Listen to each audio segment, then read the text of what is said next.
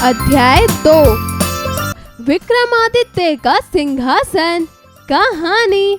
अध्ययन से पूर्व चंद्रगुप्त मौर्य, राजा कृष्णदेव राय, सम्राट अशोक, सम्राट मिहिर भोज।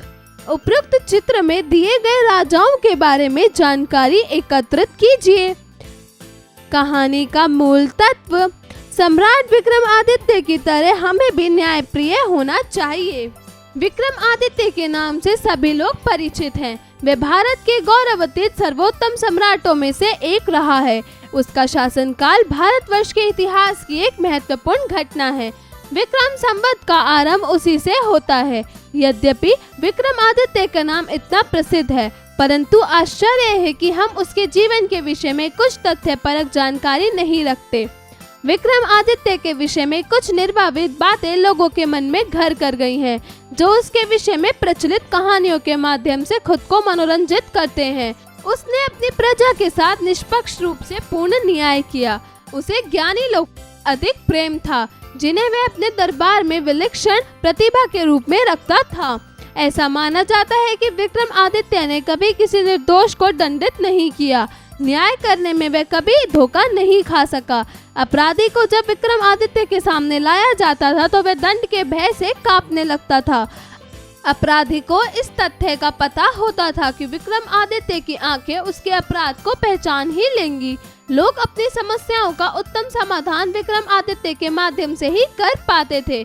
उसके पश्चात भी यदि भारत में कई न्यायाधीश अपनी पूर्ण योग्यता से निर्णय सुनाता था, तो उसके बारे में कहा जाता था कि वह विक्रमादित्य के न्याय सिंहासन पर बैठा होगा।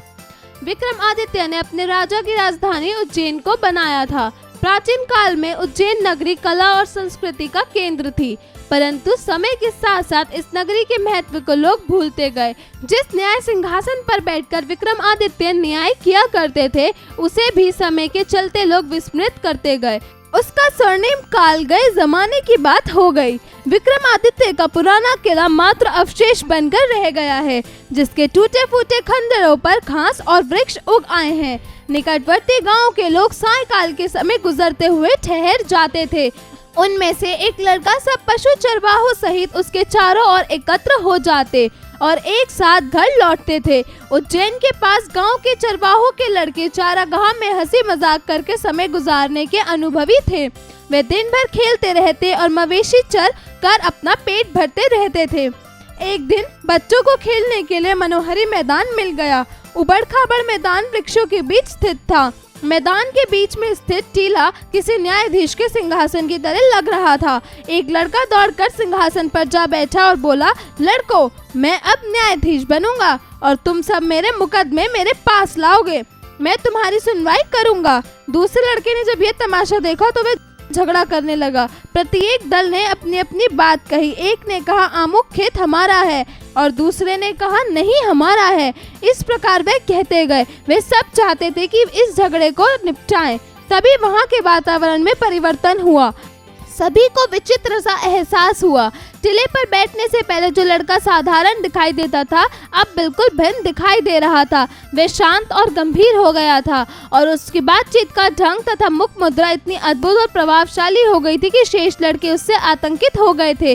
फिर भी उन्होंने सोचा कि यह केवल मजाक है और फिर एक नया मुकदमा उसके सामने रखा और एक बार फिर उससे अपना निर्णय सुना दिया। इस प्रकार घंटों तक यह क्रम चलता रहा। न्यायाधीश के सिंहासन पर बैठा हुआ वह उस गंभीरता से लौटने के समय तक शिकायत सुनकर निर्णय देता रहा और फिर अपने स्थान से नीचे कूदा और दूसरे चरवाहा लड़के के समान हो गया। इसके बाद से वह चरवाहे लड़के का इतना प्रसिद्ध हुआ कि सब पेचीदा झगड़े उसके सामने रखे जाते थे और बार बार वैसा ही होता था। जब वह उस स्थान से नीचे उतरकर आता तो उसमें अन्य लड़कों में कोई अंतर ना होता था। धीरे धीरे निकट दूर सभी गांव के बड़े अवस्था के सभी स्त्री पुरुष अपने झगड़े उस चरवाहे के लड़के के सामने लाने लगे और वहां सदैव उन्हें ऐसा निर्णय मिलता था जिसे दोनों दल मान लेते थे और संतुष्ट होकर चले जाते थे। अपनी राजधानी में बैठकर जब ऐसी खबरों का आभास राजा के कानों में पड़ा तो उसने तुरंत अनुमान लगा लिया कि वह जरूर राजा विक्रमादित्य का न्याय सिंहासन होगा। फिर वह विचार मग्न होकर सोचने लगा कि पत्थर पर बैठना मात्र से लड़के ने न्यायिक ज्योति आ सकती है, तो हमें क्यों नहीं गहराई में खोद कर सिंहासन ढूंढ लेना चाहिए। तत्पश्चात मैं भी विवादों का श्रवण करके न्याय निर्णय करूंगा।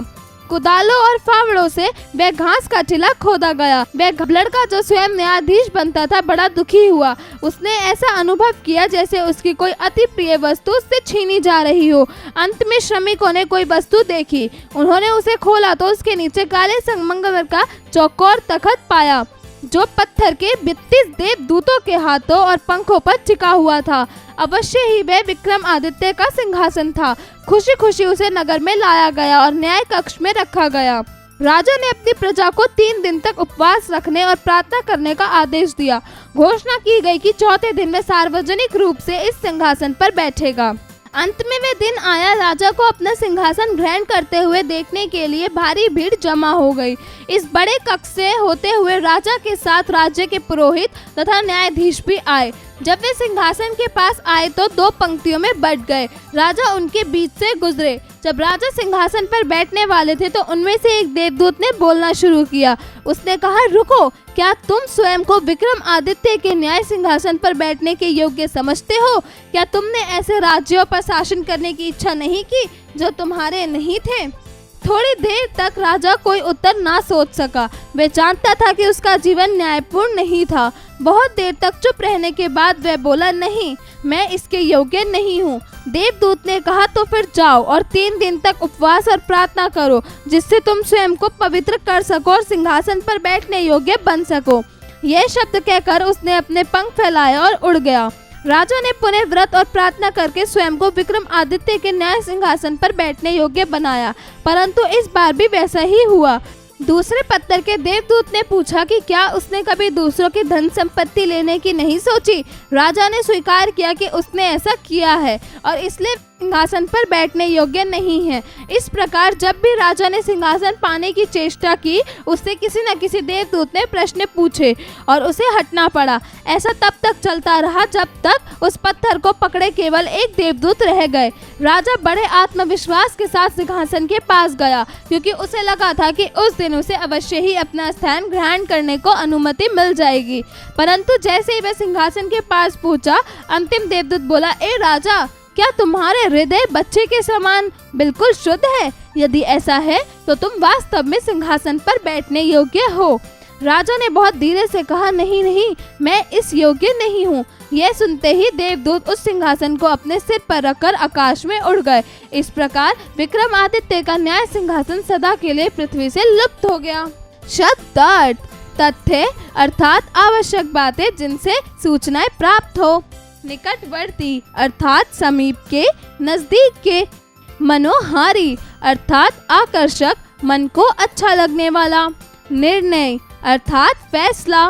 मुकदमा अर्थात वाद विवाद। न्यायाधीश अर्थात न्याय करने वाला। उच्चारण करें: विक्रमादित्य, गौरवातीत, आश्चर्य, न्यायाधीश, प्राचीन काल। अध्यापन संकेत: शिक्षक शिक्षिका बच्चों को विक्रमादित्य की जीवन गाथा से अवगत कराएं। अभ्यास कार्य: जरा बताइए। प्रश्न 1, दिए गए प्रश्नों के उत्तर बताइए।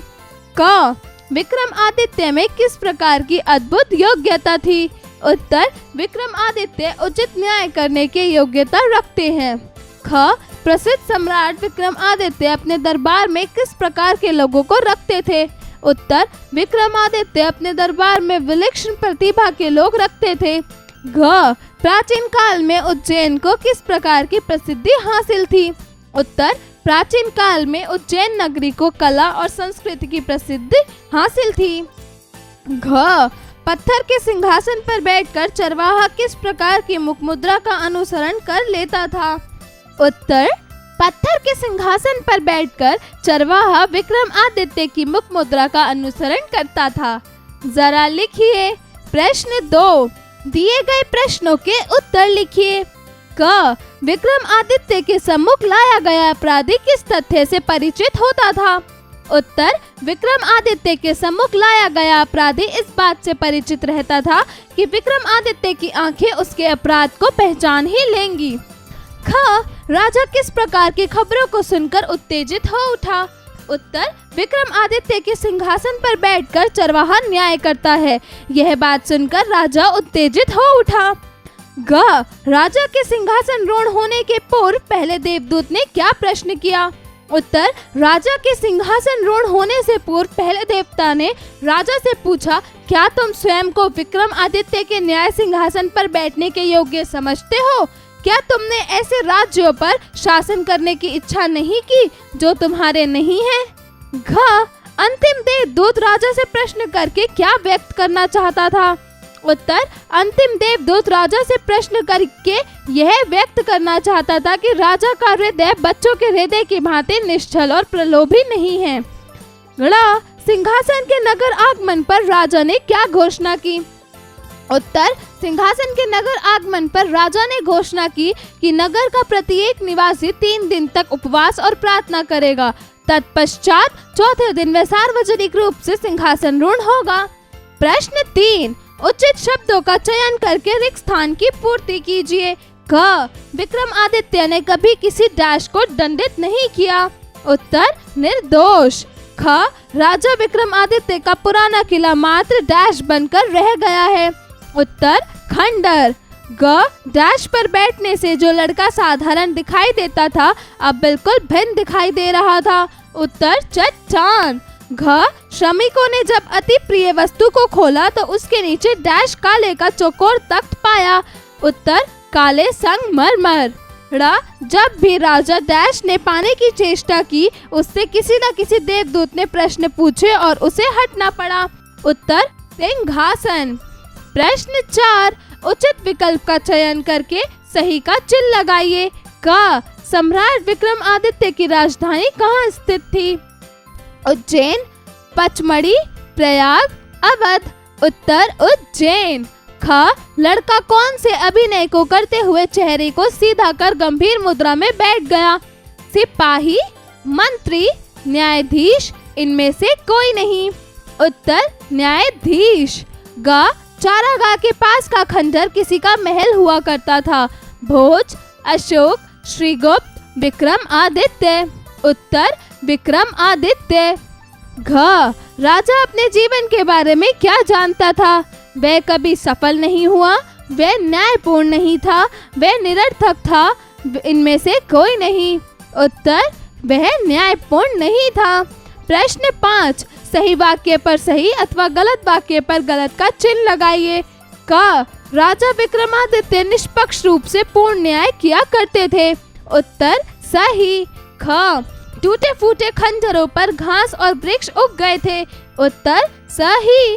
ग, चरवाहे का लड़का सदैव एक ही भाग भगीमा में रहा करता था। उत्तर, गलत। घ, टीले को खोदने के लिए कुछ विशेष प्रकार के यंत्रों का प्रयोग किया गया था। उत्तर, सही। ड़, राजा विक्रमादित्य का सिंहासन सदा के लिए पृथ्वी से लुप्त हो गया। उत्तर, सही। प्रश्न 6, सही मिलान कीजिए। क, सम्राट। उत्तर, विक्रमादित्य। ख, चरवाहे का लड़का। उत्तर, न्यायाधीश। ग, विचित्र मुख मुद्रा। उत्तर, लड़के की। घ, न्याय। उत्तर, सिंहासन। ड़, देवदूतों की संख्या। उत्तर, 32। जरा सोचिए। प्रश्न 7, सदाचारी एवं दुराचारी व्यक्ति एक दूसरे से किस प्रकार भिन्न होते हैं? सोच समझकर बताइए। जरा भाषा पर गौर कीजिए। प्रश्न 8, दिए गए शब्दों को विच्छेदित करते हुए लिखिए। क, न्यायाधीश। ख, विक्रमादित्य। ग, सिंहासन। घ, उज्जैन। प्रश्न 9, दिए गए शब्दों का शुद्धिकरण करके लिखिए। उत्तर, क, पुरोहित। ख, संस्कृति। ग, मुख मुद्रा। घ, प्रतिभा।